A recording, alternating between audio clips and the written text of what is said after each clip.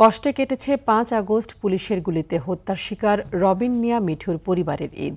সন্তানের পছন্দের খাবার রান্না করলেও মুখে তুলতে পারেননি মা। রবিনের স্ত্রী ও ২ সন্তানের ঈদও কেটেছে অসহায়ভাবে। রবিন হত্যার কঠোর বিচার চান তার পরিবারের সদস্যরা। যাত্রাবাড়ী থানার সামনে এলোপাতাড়ি গুলি চালিয়ে রবিনকে হত্যা করা হয়। জুলাই হত্যার শিকার পরিবারের ঈদের খবর জানাচ্ছেন এআর বাদল।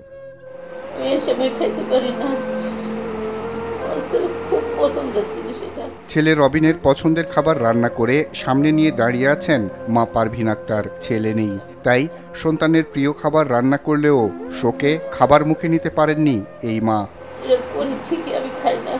বুকের ধন ছেলেকে ছাড়া শোকের ছায়ায় কেটেছে মায়ের ঈদ। সন্তানের কথা বলতে গিয়ে অশ্রুসিক্ত নয়নে প্রভা কান্নায় ভেঙে পড়েন মা। আমার ছেলে যে খাটটা শুয়েছিল যেদিনকে মারা গেল, নামাজ পড়তে হলে ওই দিকে তাকাইলে আমার খারাপ লাগে প্রচুর। তারপরে যে এবার ঈদ, আমার ছেলে কুরবানি ঈদে মানে গরু আসার পরেই ওই খালি মার্কেটে এই যে বাজারে গরুর হাটে দৌড়াদৌড়ি করতো, ইয়া করতো। আজকে সারাদিন মনে পড়ছে আমার ছেলে ২-৩ দিন আগের থেকে এগুলো করে গরুকে গোসল করান, নিয়া করান।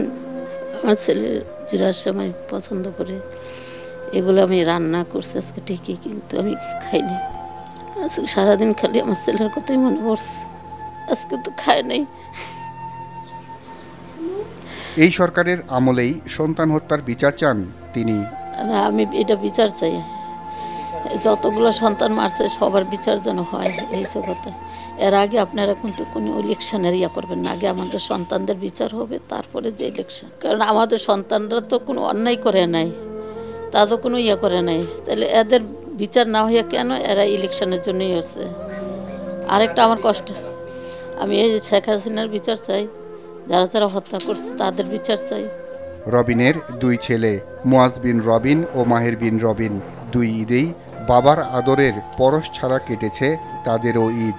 বাবা কোথায় সেটা বোঝার বয়স না হলেও জানে বাবা হয়তো আর ফিরবে না, তাই ঈদের নামাজে দোয়ায় আল্লাহর কাছে দাবি জানিয়েছে তাদের বাবা যেন ভালো থাকে।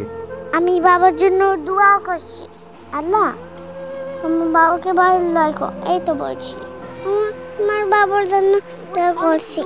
এতিম সন্তানদের নিয়ে অসহায় রবিনের স্ত্রী জান্নাত নাহার। সরকার এ সন্তানদের ভবিষ্যৎ গড়ার দায়িত্ব নিবে এমন দাবি স্বামীহারা অসহায় এই স্ত্রীর।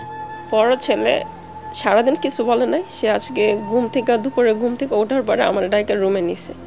তা আমি যা শুয়েছি, ও বলতেছে আমার বাবাকে মিস করতেছি। আমরা কি পারবো যে ওদের বাবার মতো করে বা ওদের সব কিছু আমরা দিয়ে ওদেরকে বড় করতে? এটা তো আমরা পারবো না। তো সরকার যদি ওদের দায়িত্ব না নেয় তাহলে আমরা কি করে ওদের ভবিষ্যৎটা গড়ে দিব? যে সরকারি ক্ষমতায় থাকুক না কেন আর যেন কারো প্রিয়জনকে এভাবে হত্যার শিকার হতে না হয়, এমন প্রত্যাশা পরিবারটির। এআর বাদল, RTV, ঢাকা।